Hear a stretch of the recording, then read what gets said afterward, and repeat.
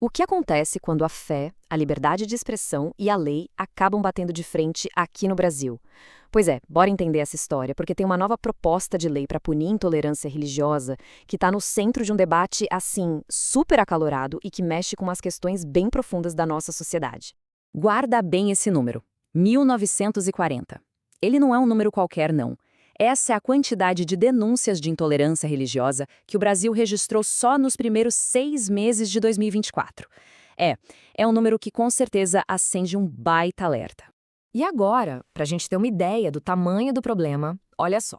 Esse número, de apenas meio ano, já é o equivalente a 91% de todas as queixas que foram feitas durante o ano de 2023 inteirinho. Ou seja, o aumento é gigante e já bota na mesa a discussão. Será que a gente precisa de uma nova lei?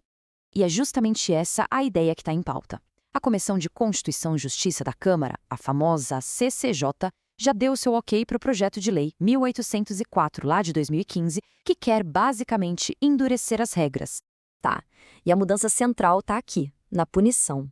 Hoje, o crime de ultraje a culto dá uma pena bem mais leve, né? De 1 mês a 1 ano de detenção ou só uma multa. É o que a gente chama de crime de menor potencial ofensivo.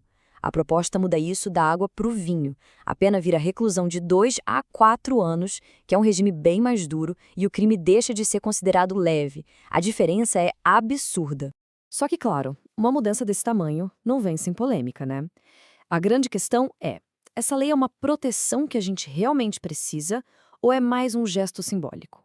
Basicamente, existem duas visões bem diferentes sobre isso. De um lado, o argumento é bem direto. O relator do projeto, o deputado pastor Marco Feliciano, diz com todas as letras que as penas de hoje são demasiado brandas.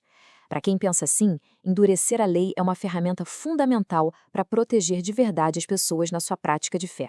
Já do outro lado da conversa, o pessoal questiona a motivação por trás da proposta, e o motivo é que o projeto foi apresentado apenas um dia, depois de um ato que gerou muita polêmica na Parada do Orgulho Gay de 2015, aquele em que uma mulher trans foi representada numa crucificação. Essa cronologia é a chave para entender a crítica. E aí entra um conceito-chave para entender essa crítica, a tal da legislação penal simbólica. A ideia aqui é que essa lei não teria nascido de um debate técnico, sabe? Pensado na real eficácia da punição, mas sim como uma resposta rápida, quase no calor do momento, para acalmar os ânimos da opinião pública depois daquele evento. Seria uma lei com mais valor de símbolo do que prático. Para a gente mergulhar de verdade nessa polêmica, a gente precisa dar um passo para trás e olhar para uma base da nossa república, o princípio do Estado laico. Afinal de contas, o que a nossa Constituição diz sobre o lugar da religião e o lugar do Estado? Bom, a definição oficial é bem clara. O Estado laico ou secular é aquele que não tem uma religião oficial. Ponto. Ele precisa ser neutro e imparcial. O artigo 19 da Constituição proíbe o Estado de dar dinheiro para cultos, de atrapalhar o funcionamento de qualquer religião ou de ter qualquer tipo de relação de dependência com elas. A regra é a separação. Certo, na teoria parece simples, né?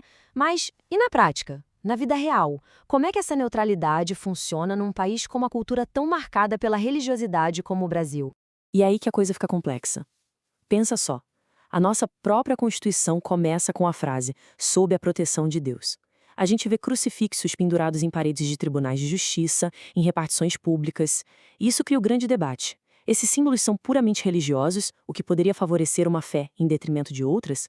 Ou será que eles já viraram algo maior, parte da nossa cultura, da nossa história? A resposta, sinceramente, não é nada simples. Ok, com todo esse cenário em mente, vamos voltar para o projeto de lei.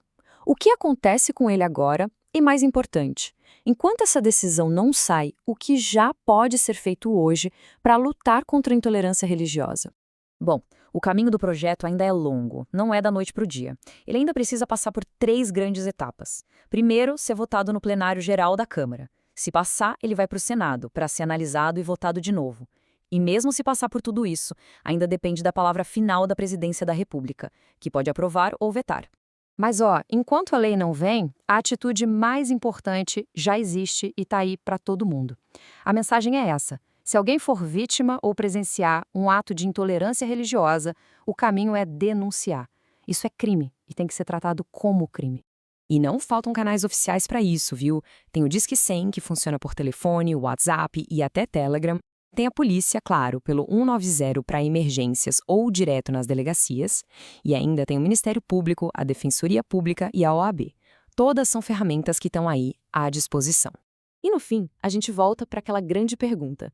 Esse projeto de lei é só um capítulo de uma discussão muito, mas muito maior. Num país tão diverso como o nosso, como é que a gente encontra o equilíbrio perfeito entre proteger a fé de cada pessoa e, ao mesmo tempo, garantir a liberdade de expressão para todo mundo? Esse continua sendo um dos nossos maiores desafios.